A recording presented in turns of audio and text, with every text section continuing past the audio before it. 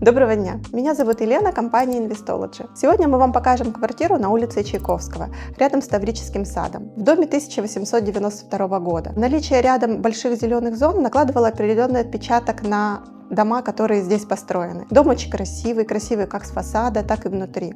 Здесь очень высокие потолки, в квартире много света и объема. Эта квартира состоит из двух спален, кухни-гостиной большой и объемной, зоны прихожей, двух санузлов.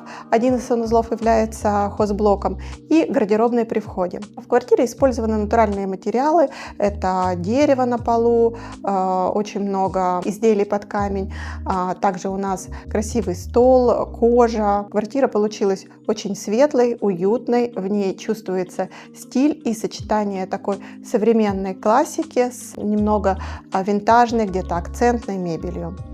При входе в квартиру нас встречает уютная прихожая. На полу у нас акцентная черно-белая плитка.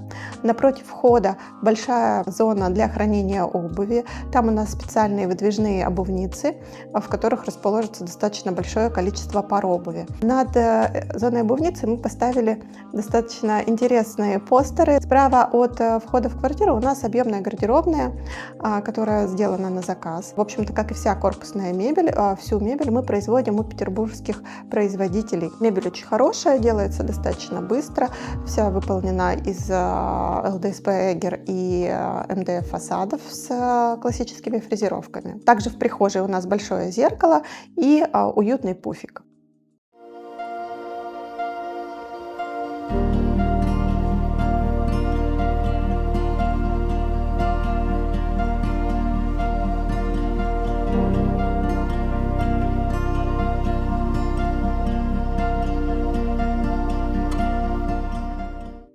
Из прихожей мы попадаем в объемную кухню-гостиную. Здесь, чтобы обыграть стену за диваном, мы решили сделать большой стеллаж. Он у нас очень высокий, идет до потолка, так как у заказчиков данной квартиры большая библиотека. Сейчас они еще не перевезли, только малая часть декора и книг стоит на стеллаже. В дальнейшем весь стеллаж будет заполнен домашней коллекцией книг. Диван мы покупали в Диван.ру. Очень интересной формы, диван очень стильный и прекрасно дополняет интерьер этой квартиры. Стол также производства России, СК Дизайн. Здесь у него акцентные красивые ноги у этого стола. И дополнили мы его вот такими вот стульями. Они очень уютные, мягкие, в них классно находиться и выглядят они очень необычно.